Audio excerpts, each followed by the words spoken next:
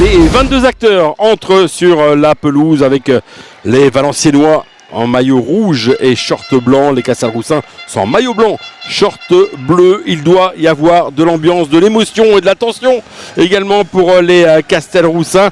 Il l'a dit Damien Haute, il ne faut surtout pas se crisper pour cette dernière rencontre.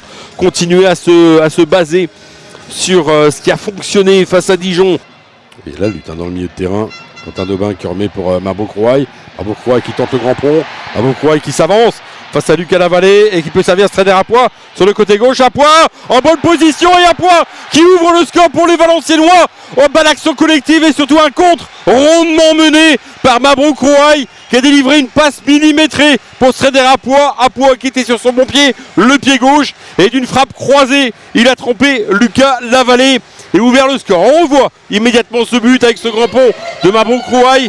Il s'est 3 à sa poursuite. Il a servi Strader Apois dans le petit filet de Lucas Lavallée pour ouvrir le score. Valenciennes 1, Châteauroux 0. Freitas pour Bouaoun qui frappe. Ouais, première intention, la frappe et la parade de Justin Lacombe. C'est bien joué. Bonne entrée en tout cas de la part d'Issam Bouaoun qui sert Piquion. La déviation de Piquion pour Freitas. Freitas dans la surface de réparation.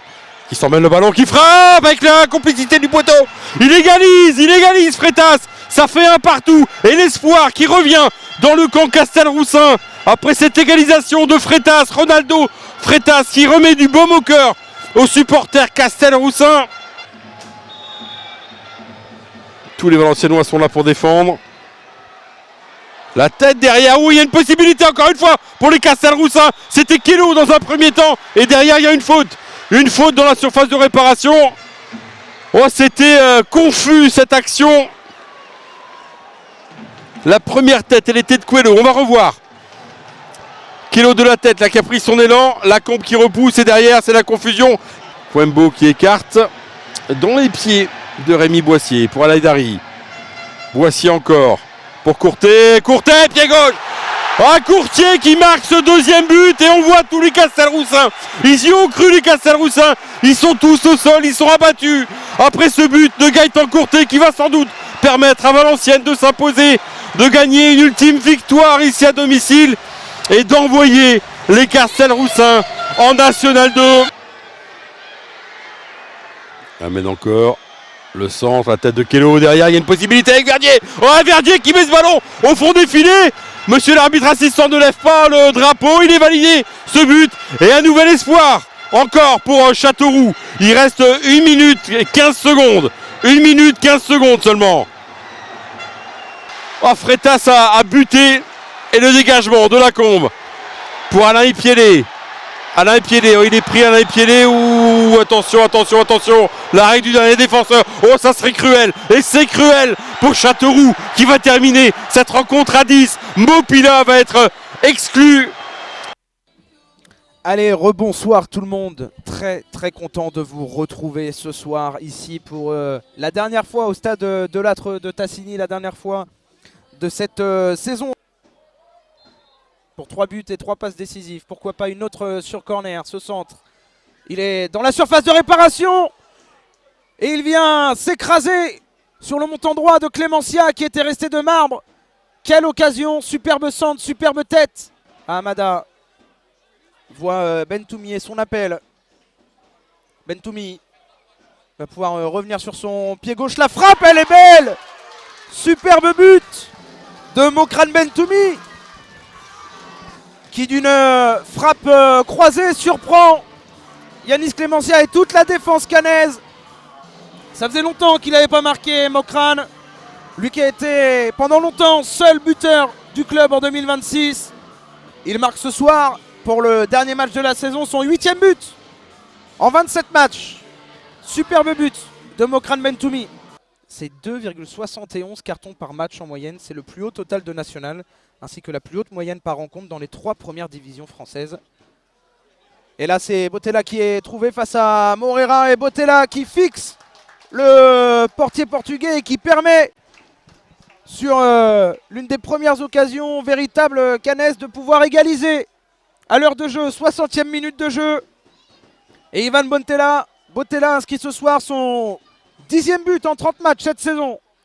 Tente de trouver en profondeur Mokrane Bentoumi. Et sur la perte de balle de Bolombo, ça va être fait. Bentoumi face à Maxime Etuin. Bentoumi, il gagne des mètres précieux. Il va pouvoir lancer Oudjani dans la surface. Ouvre son pied, le poteau. Deuxième poteau de la rencontre. Le travail superbe de Mokrane Bentoumi pour trouver son compatriote. Portout. Afid sur Ronny Labonne qui va pouvoir s'avancer. Pourquoi pas centrer. Le centre est bon sur la tête de Parsemin et ça touche le poteau aussi.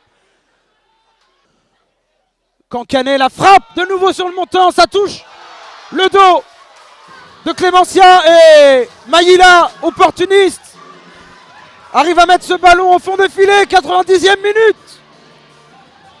Le Scab mène 2-1. Ah, c'est une belle manière de dire au revoir pour Enzo Maïla qui va retourner sur les bords de la Loire à Saint-Etienne. Prêté, il marque ce soir son 6e but de la saison. Ouais, mauvaise passe là de Kylian Portout. Enzo Maïla, pourquoi pas en contre-attaque avec Mokrane Bentoumi. Attention à ne pas être en position de hors-jeu. Mokrane Bentoumi, toujours sur cette position en côté droit, va revenir sur son pied gauche, va tenter la frappe. Et celle, définitivement, la victoire du Scab. Il a fait 3 fois la même ce soir. Fin du match sur ce but. Et le Scab l'emporte 3-1 pour le dernier match de la saison. Sensationnel Mokrane Bentoumi ce soir. Il nous aura fait la même à chaque fois. Et l'entrée des deux équipes pour ce Fleury-Rouen final d'accession au barrage. Oui, nous allons présenter ce Fleury-Rouen comme une finale d'accession au barrage Ligue 2 qui affrontera Laval mardi prochain pour le match aller. Réponse en 90 minutes. Corner numéro 1 pour Fleury, tendu, repris par Farad. Serait-ce un arrêt incroyable d'Axel Maraval? Rivas tranquille à l'intérieur, chargé par Cartier. Pelouse toujours aussi délicate, pourtant ça progresse jusqu'à Farad. Farad sur le pied gauche. Et encore Kevin Farad. Dans les grands soirs, cet homme-là s'est brillé, s'est élevé, tout le monde à son niveau. Il avait ce coup de rage sur le tacle tout à l'heure. Il a ce coup, surtout de grâce pour Rouen. Le SR a désormais 2 buts à inscrire pour espérer voir la Ligue 2 et Fleury plus que jamais est en barrage. Incroyable. Elle est pas aussi fluide, smooth cette action des joueurs du FC Fleury, mais c'est au moment où le FC Fleury était probablement le plus mal en point dans le contenu, dans le jeu, et subissait clairement les assauts des Rouennais, que Kevin Farad nous sort un geste un petit peu venu d'ailleurs, le buteur, le meilleur buteur de cette saison 2025-2026, soit un petit peu plus perméable. Et pour autant, il y a une... Et pousse fort devant le but, Gaël Alette repousse, pardon Thomas, je vous laisse finir. Il y a une présence dans cette surface de réparation. C'est les Rouennais qui ont du mal à trouver leur coéquipier. Il y a toujours un ballon avec encore une frappe repoussée par Alette. Aubourg, entrée de surface, avec glissade, reprise d'appui avec Angong, il s'est frappé de loin. Et il le fait. Quel arrêt. Super barré de Maraval, Farad au descend. Maraval encore. Wow. Ouh, on a du top arrêt ce soir.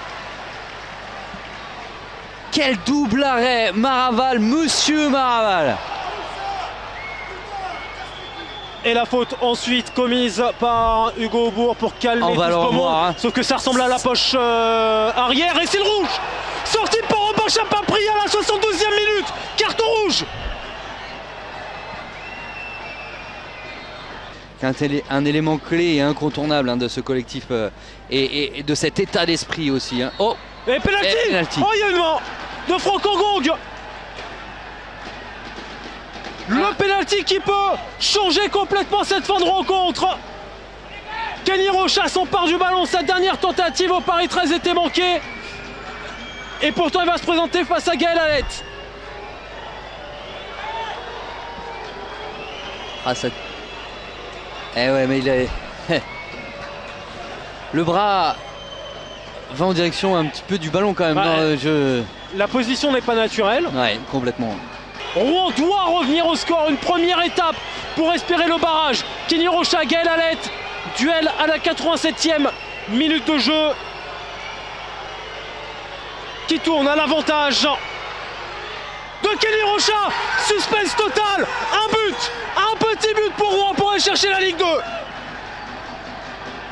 Et quand je vous ai dit que si le FC Rouen réduisait, en tout cas égalisait, revenait à hauteur de cette équipe du FC Fleury réduite à 10, on va avoir, on a parlé de match haletant, épique, et je pense que les derniers instants, les dernières minutes risquent d'être haletantes. GoPro. Elle est longue, elle est longue, elle est longue. Cartier arrive quand même à sauver ce ballon. Le centre qui va à la première minute du temps additionnel sortir le FC Fleury de ce barrage qui lui tendait les bras. Rouen, pour l'instant, est bien le club qui va défier Laval mardi pour la manche allée du barrage Ligue 2. Incroyable. Ouh. Ce match est simplement lunaire. Il est allé la chercher, Cartier, et domine Karamoko. Faye est monté dans les airs, il est monté dans les nuages pour aller propulser cette tête. Et puis elle est parfaitement exécutée aussi, hein. Bonsoir à toutes et à tous pour celles et ceux qui nous rejoignent sur FFF TV pour ce match de la 34e et dernière journée du championnat national. Parmi d'autres. Il peut se retourner, c'est bien joué, magnifique ce que vient de faire Gomel pour Sami Bagdadi. Deuxième poteau pour Toutaou, Djoko également. C'est bien joué, le voilà le but de la délivrance pour les Sochaliens Ciné. Aymen Boutoutaou, 31 minutes de jeu, 1-0 pour Sochaux. On revoit là sur cette deuxième partie d'action. Bagdadi tout en lecture, conduite lecture. Et il opte à juste titre pour Boutoutaou. Youssouf tout seul à l'opposé. Bien vu. Youssouf qui va pouvoir fixer, tenter sa chance. Et voilà avec Jalou Youssouf pour le 2-0. Il avait déjà tenté sa chance à 2 reprises. À longue distance, c'était parti en tribune. Et à 15 mètres du poteau, cette fois-ci c'est dedans. Et ça fait 2-0 pour Sochaux. Pleine lucarne. On va revoir cette frappe. Regardez la passivité de la défense du Puy. Ballon pour Fati, la frappe enroulée et pas de qui préfère assurer. De meilleures intentions. Allez, corner beauté. Allez, la tête, il est tout seul. Le but. Et c'est la réduction du score. Numéro 6 de cette formation, Abdelnour Soualia, qui vient refroidir un petit peu le Stade Bonal, il faut bien le dire, avec cette réduction du score juste après le retour des vestiaires. Ouais, il y avait mieux à faire tout à l'heure avec Fati, on le reverra côté gauche. Attention avec ce centre côté droit, c'est bien joué, il est tout seul. Et voilà, le but de l'égalisation pour le Puy-en-Velay, 75e minute. Et nouveau coup de froid ici à Bonal. Attention pour les Sochaliens, sait-on jamais. Et c'est un but qui va alimenter les discussions, parce que Pévernès est toujours au sol. On a une pensée d'ailleurs pour le joueur de Liverpool. Vincent Ognon, là, je peux vous dire que je le regarde depuis quelques instants. Il est à cran. Carton rouge pour Esmel. Le spectacle maintenant, il est ailleurs. Et c'est terminé. Sochaux est en Ligue 2 après son match nul. 2 buts partout. Et Bonal qui est investi. Mathieu Pévernès dans les bras d'Arthur Vitelli. Et les supporters déjà incroyable ce moment qu'on est en train de vivre, les joueurs qui n'ont sûrement pas eu le temps de... Regardez Arthur Vitelli en bas de l'écran qui était auprès de nous il y a encore quelques minutes. On voit les joueurs là mais qui auront bien du mal effectivement à gagner les vestiaires. En attendant on a un clapping ici à Bonal. Là c'est quelque chose hein. Là c'est du clapping XXL si on arrive à avoir un plan large. Ouais c'est incroyable. Magnifique, merci Martin pour cette réactivité à la régie. La course à la montée, la course au barrage se joue ici à Saint-Germain-en-Laye au moment où les deux équipes rentrent sur la pelouse. Et ça joue vite, il n'y a pas de temps mort pour le moment. Bon, il est bon ce ballon pour Cédric Ozoumo entre les deux dans la surface de réparation. Le centre en retrait. Et après seulement 7 minutes, Jawad Kalai qui, comme contre Rouen, vient marquer et permet à Versailles de déjà mener 1-0. La course au barrage est lancée. Là, il joue assez mal leur jeu. Le défenseur central du Stade Briochin, il pense qu'il est le dernier défenseur et qu'il est capable de remonter et donc de le mettre hors jeu, sauf qu'Ozoumo ne l'est pas. Oh, quelle occasion pour Stan Jano avec cette reprise sur le poteau. Attention, parce que là, il a déjà averti. Il a été averti, et oui, on l'avait dit. Et encore un carton rouge pour le Stade Briochin avec cette faute sur Ali Houchen, et c'est un deuxième jaune. Allez, c'est parti pour Ali Houchen au deuxième poteau avec la tête de Romain. Ça va revenir Tom Renaud, il l'avait tenté tout à l'heure. Et là, il est contré. Attention, le contre à venir avec l'appel de l'autre côté. Pour l'instant, Stan Jano, il emmène ce ballon. Il y a peut-être un 2 contre 2 à jouer. Le retour avec les Briochins, avec Zakaria dans la surface. Il est fou ce match. Le Stade Briochin qui revient à but partout, qui vient glacer le stade Georges Lefebvre ici. Zakarian qui est froid en émotion, qui arrive en fait à crocheter et ensuite à ouvrir son pied. On l'avait dit, François, ils en auront moins une et celle-ci, il va falloir qu'ils la mettent au fond. Ils la mettent au fond, ça fait un partout. Ça met un petit coup au moral aux joueurs versaillais et ça redonne un petit peu de boost à l'équipe du Stade Briochin. S'ils veulent espérer aller toucher un peu le... Attention, il est bon ce ballon de Ben Brahim, la tête. Et le voilà, le deuxième but versaillais. Il n'est pas signalé hors jeu. Oh, l'inspiration magnifique, signé Ben Brahim. Et ce long ballon de la part d'Ali Houchen, magnifique.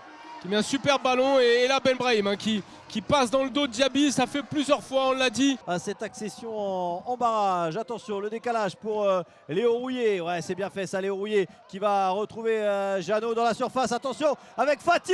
Oh, la transversale, c'est pas fini. Incroyable, égalisation Briochine. Pas de hors-jeu signalé. Ça fait 2 partout entre Versailles et le Stade Briochin. Les Griffons sont incroyables. Grouillet qui fait une superbe percussion à l'intérieur. Et Fati qui a encore des jambes qui arrivent à la cadrer. Alors elle vient sur la transversale, elle revient dans ses pieds, il la met au fond. Le bout du tunnel pour le championnat de national et QRM qui espère être heureux, avoir le sourire dans 90 minutes. QRM à qui il ne manque qu'un petit point pour être certain de découvrir la Ligue 3, le futur championnat, la future appellation du 3e échelon. Le Paris 13 Atlético de son côté est tranquille, déjà assuré avant cette dernière journée de figurer dans cette future L3. Le ballon qui a été récupéré à nouveau par Samuel Comruis qui réalise un excellent match. Il faut peut-être le ponctuer par un geste décisif. Sacha Bernard qui vient résister une fois, 2 fois et derrière comme un symbole, c'est l'historique du club Jordan Le Bang qui vient sonner la charge et qui rapproche du maintien cette équipe de QRM. On n'est plus très loin de la libération ici à Diochon 1-0 pour QRM. C'est important et ça, on voit bien que ça soulage tout le monde. Mais encore une fois, qui est dans le bon coup? Samuel Comruis. Et ensuite, qui? Ismaël Bouneb, dévié une deuxième fois et derrière. Ouais, amener un autre style. Le ballon qui va, il va y avoir un pénalty. Le pénalty sur la débordement de Ryan Mandangué. Et là, QRM qui va avoir une occasion en or bien de plier l'affaire à Robert Diochon. Il ne manquait plus que Ryan Mandangué pour se signaler sur cette pelouse. L'accélération. Et derrière, il se fait bousculer.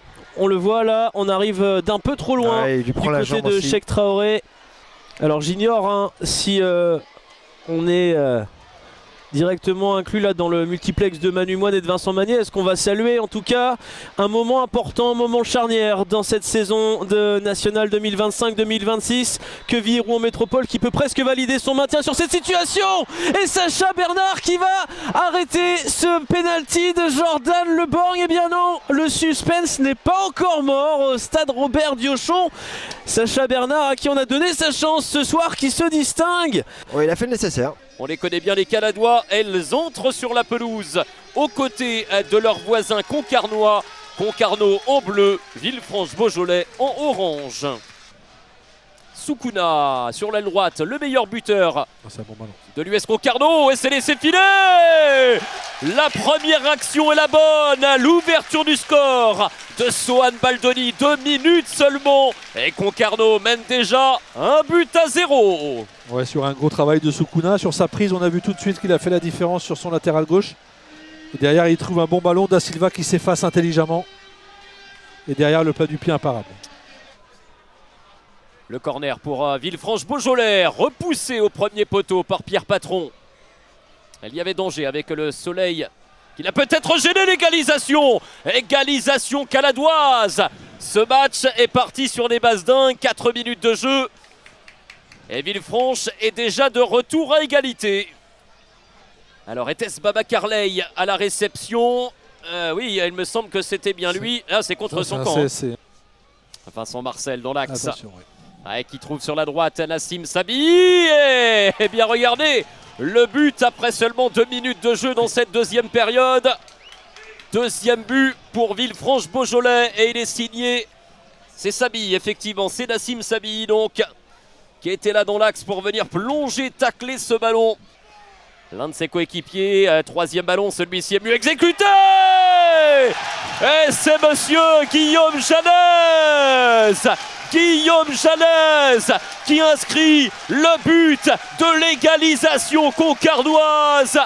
Il sera, et c'est symbolique, le dernier buteur concarnois de la saison 2025-2026. C'est le capitaine, monsieur Guillaume Janez. Regardez, on est au plus près des acteurs avec les caméras et les images de FFF TV pour terminer en beauté cette dernière journée, cette dernière retransmission. Avec vous, les joueurs, avec leurs enfants, les joueurs du DFCO, tout en rouge, pour célébrer avec les 15 000 supporters ici à Gaston Gérard ce titre de champion de national et cette montée vers la Ligue 2. Il y a de l'ambiance ce soir en Bourgogne, on va passer une belle soirée. Sur une position de 3e avec 55 points, suivi, vous l'avez vu, par Rouen 4e avec 53 unités. Tavares, seul Julio Tavares. Le feu d'artifice a déjà commencé à Gaston Gérard. Avant la pause, Julio Tavares est là.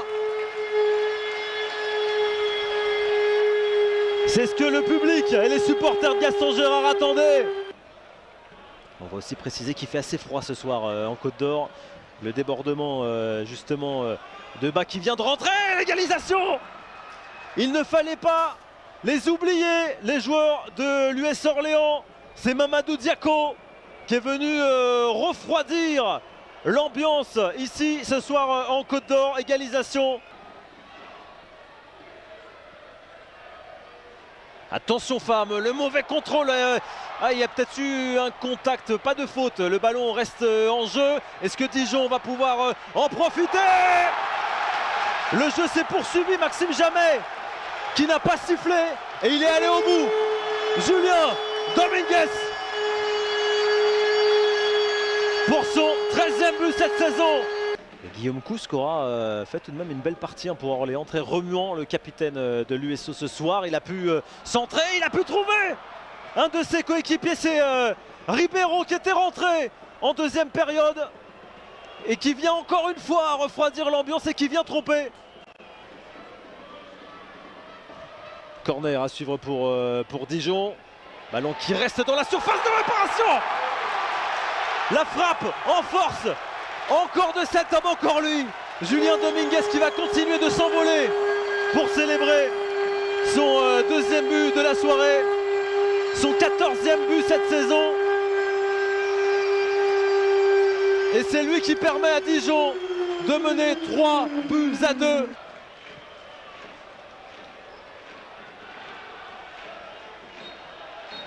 Voilà le coup de sifflet de Maxime Jamet, c'est terminé. À Gaston Gérard, Dijon remporte son dernier match du national. Dijon est sacré champion et Dijon jouera en Ligue 2 la saison prochaine. Petit envahissement de pelouse, de terrain.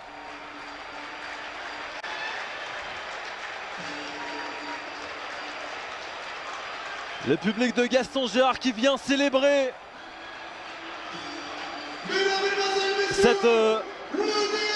cette victoire, cette montée, ce titre de champion